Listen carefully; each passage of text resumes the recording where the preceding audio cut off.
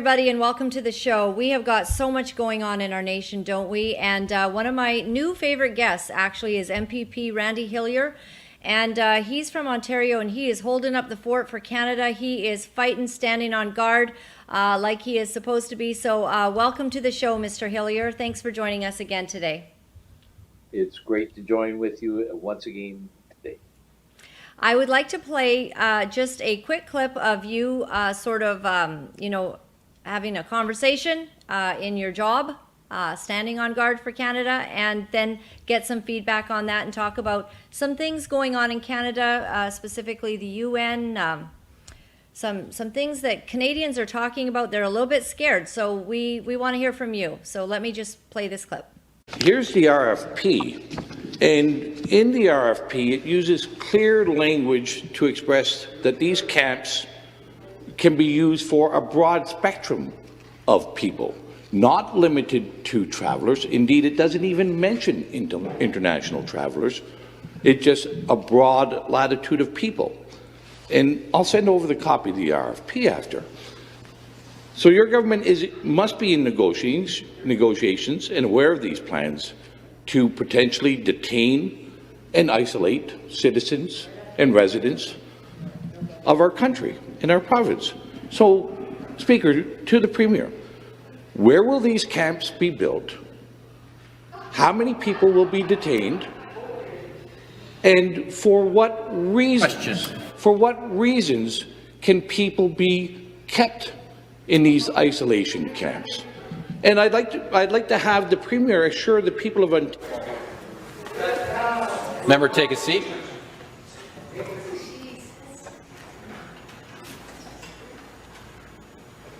The next question.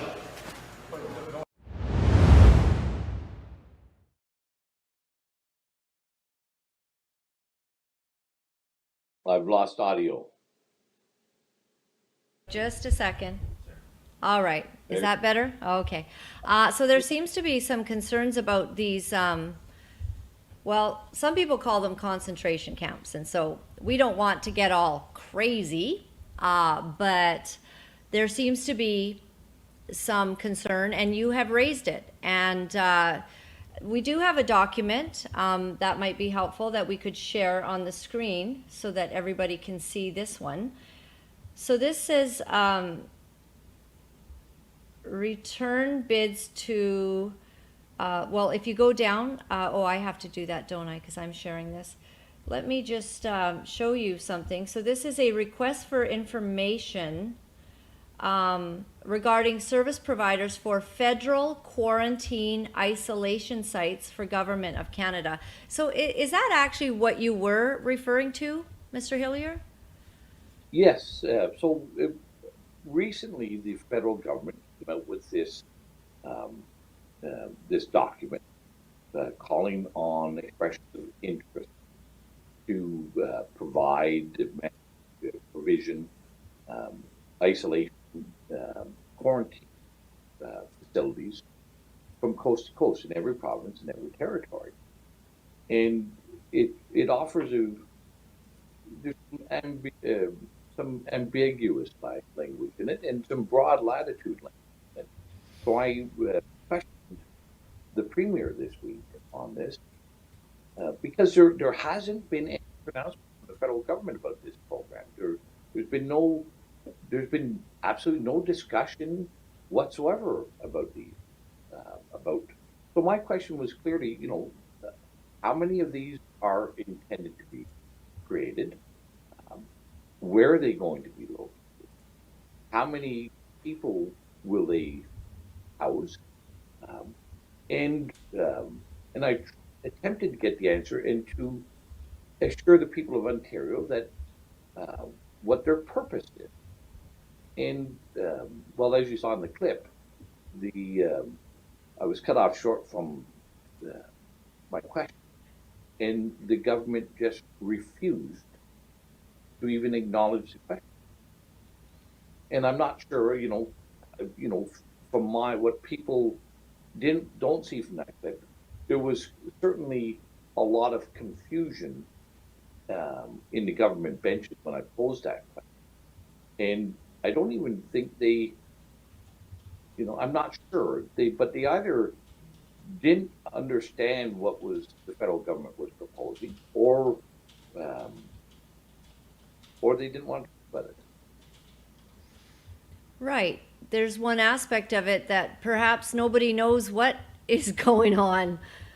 So they don't have an answer. Is that what you're saying? That could be a possibility? Well, I know in a typical government procurement package, in something like this, uh, the the bureaucrats and the ministers' staff, will be in the discussion, in negotiation between the two levels of government. They keep one another apprised of what's going on. Um, so, with things like where would these sites be located, uh, how large they will be, um, and that's how governments operate.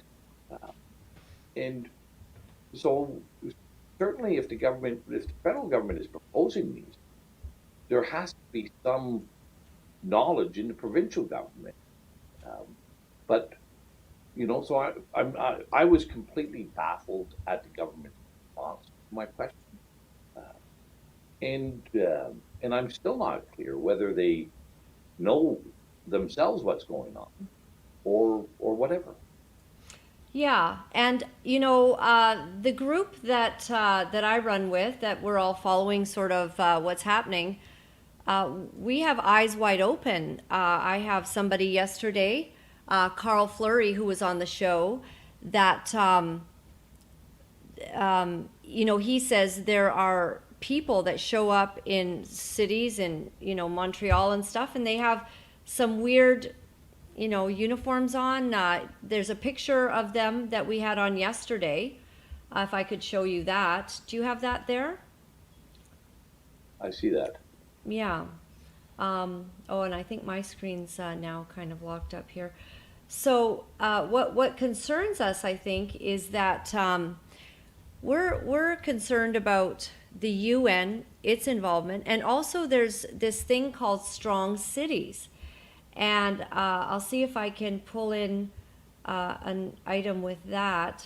So with strong cities, people are, I don't know, there's something going on where Attorney General Loretta E. Lynch, quite a while ago, with the US and Canada, I think I've shared it now, there's such a thing as strong cities, and people are, it has to do with the UN. So I guess we're worried that, like, what kind of involvement can the UN have in Canada if they want to control the people or people aren't listening? Worst case scenario, a second virus that's even stronger than COVID-19. Let's call it COVID-20. Something like that is released, and people are not complying. Does the UN have powers that we should worry about and that our government might agree with? And then we've got concentration camps, we like to call them, just camps, that people get put in for quarantine or whatever. I mean, I'm just looking at worst case scenarios because this is where people's minds go. Well, let's take a step back. And first off, in a Western democracy, in our country, and indeed all democracies, we have a, a fundamental expectation that governments are forthright and that they are transparent and that they're accountable. So, and when governments do not act in that fashion, when and that goes back to this RFP, there's been no pronouncement, there's been no discussion. Um, and governments are always very willing to pat themselves on the back when they're undertaking new initiatives. But when there is no pronouncements and just this RFP put out, that causes everybody, and everybody should be gives some cause to be concerned, and also it raises our level of suspicion. Um, and you know, um, so I think that's the beginning part, and I think we've seen this through, especially in the last 8 months. There's been a growing reliance on all governments in the Western world, and indeed in all our provinces um, and our federal government, to diminish the expectation of transparency, to diminish the requirement for accountability, and indeed uh, to extinguish the role of our elected parliaments as oversight mechanisms for the actions of the executive. That's that's happened in every province Put the with our website up. state of emergency. Going to Mm-hmm. your question, UN, um, they cannot do anything on their own in a unilateral fashion. But through agreement, we can do anything. If our federal government or our provincial government agree to do things with the UN, well, that's valid. That's lawful. Uh, Maybe objectionable, but it would be lawful. And And I again, think that's our concern, is that well, agreements are being made that might be lawful to them, but are very concerning to citizens. this again goes back to being transparent and accountable. But I would also, you know, um, you know, we've seen this very clear in the last 8 months or so with COVID, where essentially our federal government and our public health agency of Canada has um, has delegated the decision making about COVID to the UN and the WHO, the World Health Organization. Well, our bureaucracy, our administrators, our elected leaders have clearly hitched their wagon, and they've said, we will do as the WHO directs, even though the WHO has no lawful ability to do that. They can't legally direct us how we respond to COVID. And they've been so But wrong, quite a well, few times. I mean, they just keep changing their mind. Tedros is the worst. Like, as Canadians, why would we want anything to do with this Tedros, who has been involved in scandal after scandal? I mean, this is the head of the WHO, and we put our trust in this. If you know the background of Tedros, right? I'm sure you do, but for the general viewer, I mean, he's been involved in cholera cover-ups in his own country. I mean, when he got nominated, as, I don't know, for some big nomination, person of the year, there was such an outcry that they had to revoke it. So this is a bad guy. And in these strong cities, JT was just telling me that like, one of the cities is Victoria, Melbourne, and of course we've seen what's been going on down there. There are Canadian cities on here. Could you tell me what they are? Calgary's on there. Calgary, Montreal's on there. Montreal, Ottawa's on there. Ottawa. Goes alphabetical by city, so. Right. So there's a bunch of Canadian cities, and I don't think Vancouver's on there, right? No. So Vancouver's not on there, but this strong city initiative seems to have come about quite a while ago, and Edmonton's on there. Edmonton is on there. So it just, what does this mean? And so Mr. Hillier, I had so much good feedback from when you were on last time, and everybody's basically saying, like, that guy's the hope for our country because he's the only one standing up.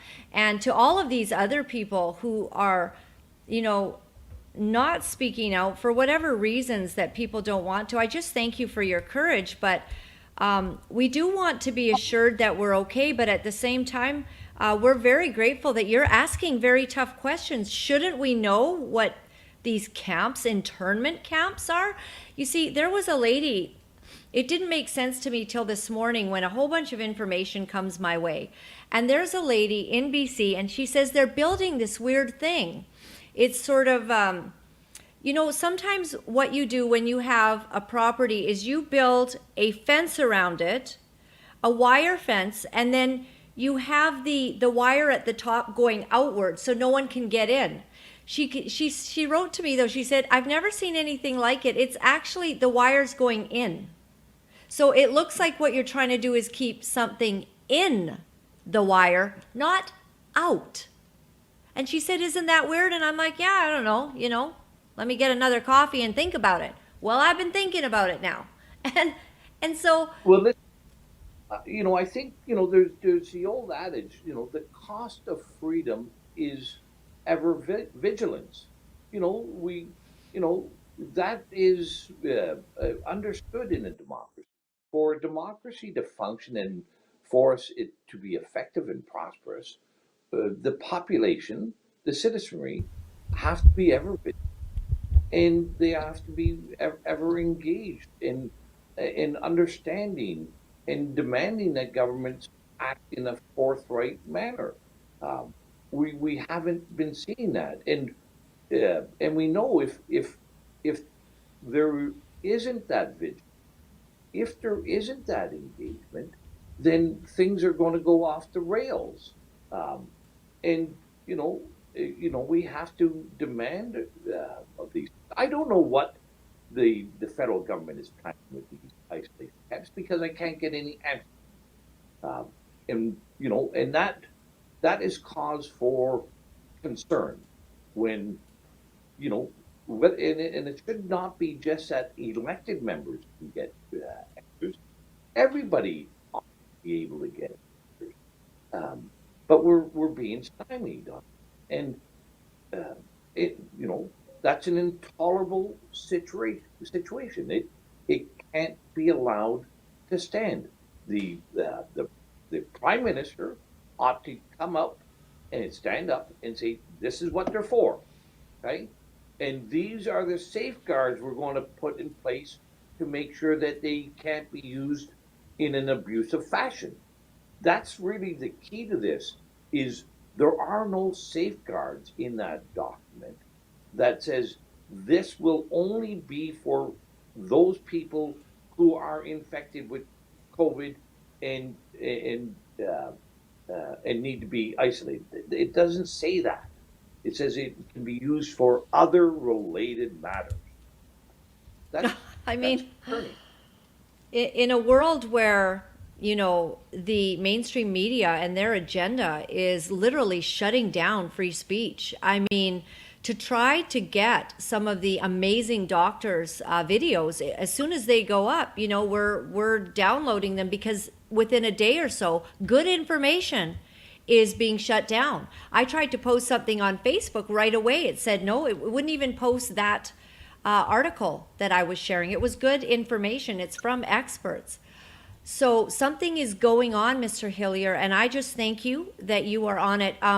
Do you um, do you feel that you have allies that are also working hard to figure out the complete truth and to ask these tough questions? Because we don't see it a lot.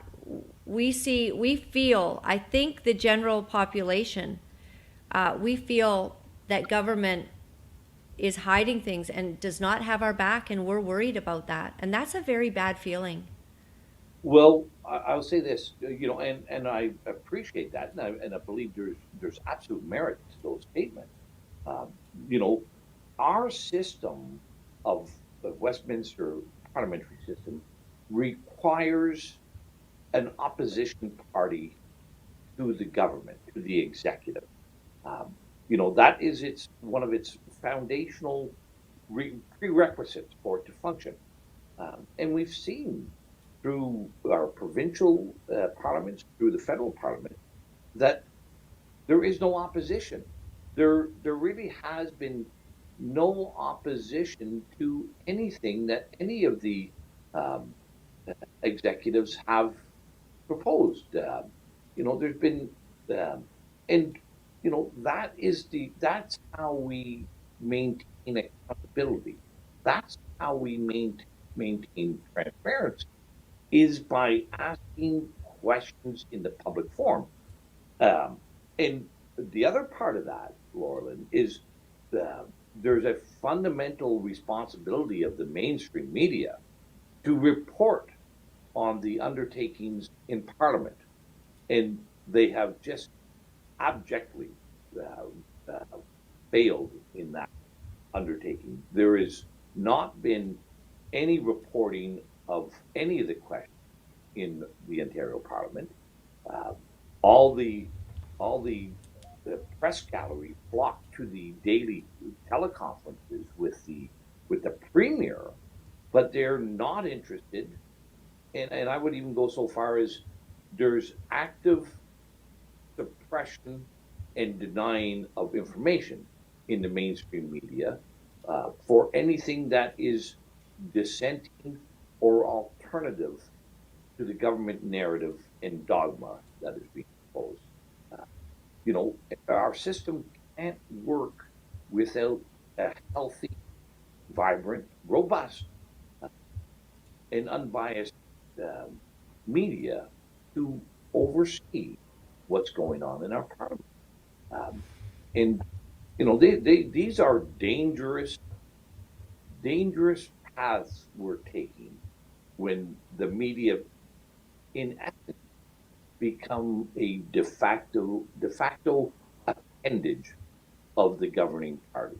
Um, we see that in other regimes, and regime would be the right word. One can think of Pravda and TASS, where those were appendages of the government.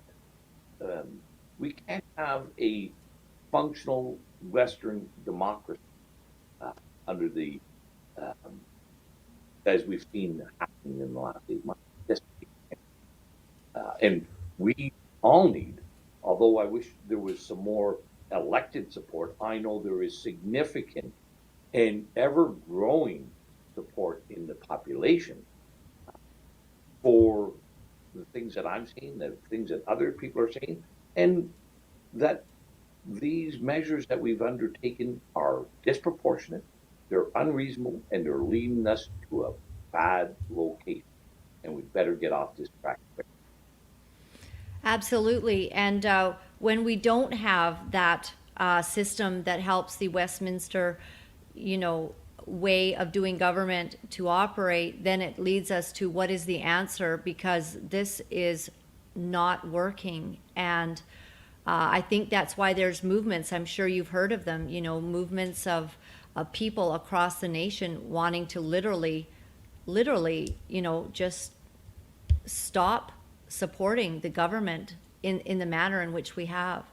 And yet there's people like yourself that are giving us hope, that you're looking out for us, that you're searching. And we do pray for your safety, and that, I hope that there's no real concern for your life. But sir, you're the only one. And when you go up against something that could be potentially,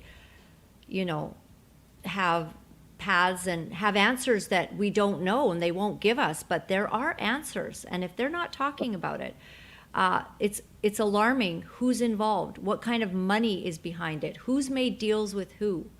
And so you're asking the right questions and you're doing your job. So I do hope that the people in your constituency are going to be re-electing you. And also, I'm running for MLA in Abbotsford South in the Vancouver area. I hope to represent my community in the best possible way, to ask these tough questions. But when you find that the Liberal and the Conservative and the NDP all basically are, standing for the same things, and there's no difference in the parties, you begin to Yeah. wonder what is the answer then. Well, we all have to, I think this is important for people to speak out, to instead of associating their vote with a party or a leader, understand the importance of electing an individual, because that's who the vote is actually for. Um, and that's the only person at the end of the day, when an individual needs assistance or needs advice or wants to comment and discuss government policy, they're not going to be able to get a hold of the premier. they're not going to, they're going to be able to get a hold of the person who represents them in the constituency. And that's the importance for people to understand. Throw away these party labels. Throw away this cult of leadership that we've embraced in our politics, and think of the person who's going to represent you, and place your endorsement where you think that is best. Uh, and I know um, lots of people are joining. I'm sure there's going to be a lot more activities soon.